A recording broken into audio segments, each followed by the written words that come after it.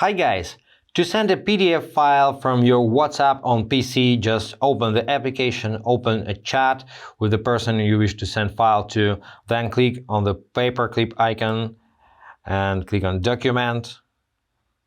Browse for your PDF file.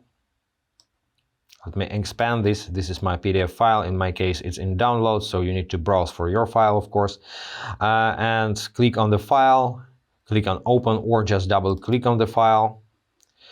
Write a caption if you need, and click on the Send button over here. Now the file is sent.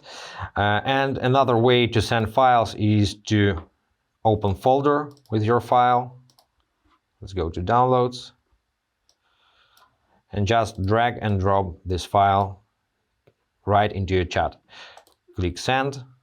And that's pretty it, guys. Hope this was helpful. Subscribe to the channel, hit the like button, and be awesome. Bye.